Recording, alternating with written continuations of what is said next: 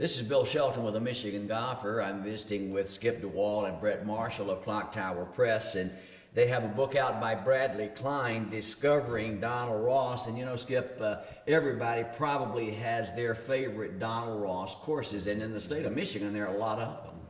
That's one of the reasons why we've endeavored to do more architecture books. It's a rapidly growing segment of interest in golfers. Years ago, it was, if memory serves me, about 7% of people who read any of the major golf magazines were interested in architecture. It's not the case anymore. The market for these books is growing dramatically, and people like Ross and many of the great architects of the Golden Age have a significant history here in Michigan. Well, they do, and Bill, one of the things that we find really amazing is that there's a great resurgence of restoration projects on golf courses around the country.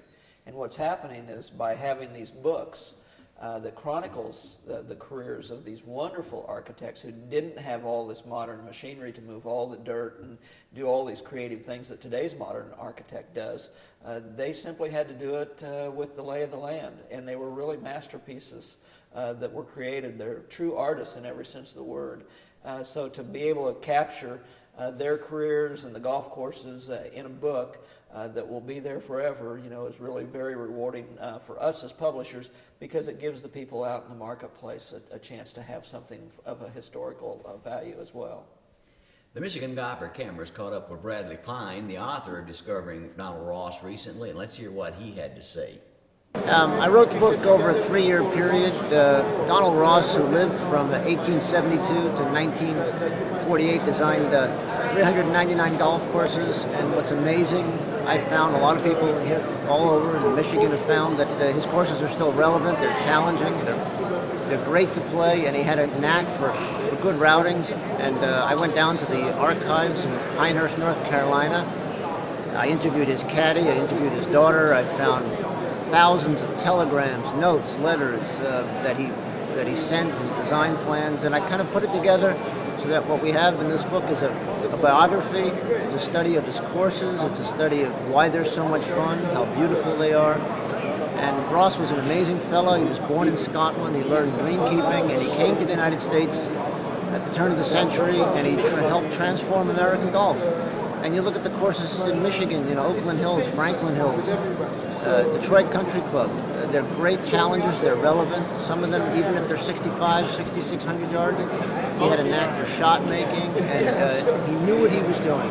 Nothing was by accident. He planned it all out carefully.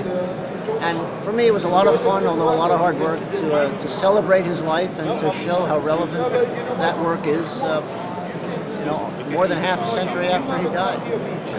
One of the things I have in the book is a letter on stationery from an old Detroit hotel, the Hotel Tullier, where Ross stayed all the time. He was there when he was designing courses in Windsor, Ontario, and I went back, of course, to see Oakland Hills, Detroit Country Club, Franklin Hills, to see them and to go through their archives, and they have very good plans. Particularly Franklin Hills actually has some wonderful documentation of how the courses evolved.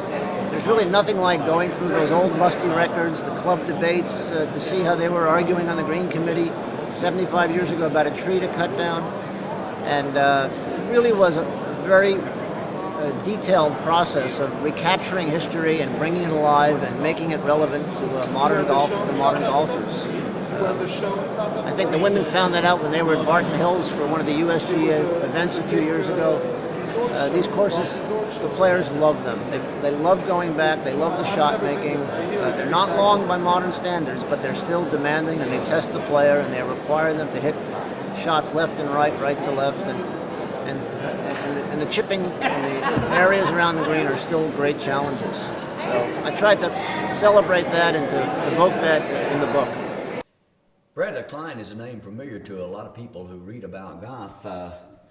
Brett, certainly for a young man, he's a very knowledgeable man about the history of golf. Well, Bradley is. He's quite an interesting personality.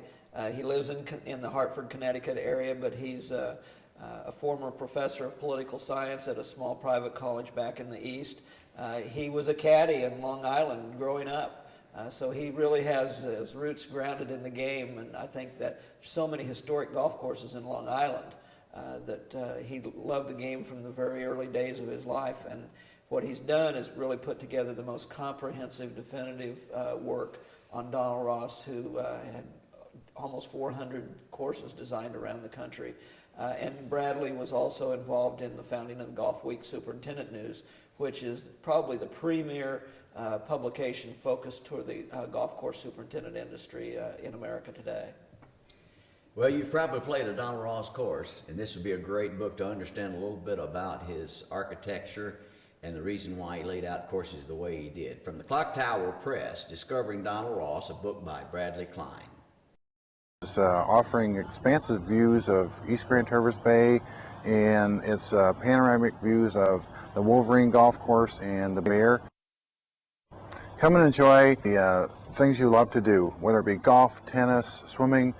All of the amenities at Grand Traverse Resort are open to you when you're a property owner, as well as the surrounding beautiful areas of Leelanau County and Grand Traverse.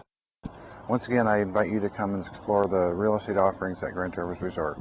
Grand Traverse Resort and Spa is located within driving distance from the major metropolitan areas of Detroit and Chicago.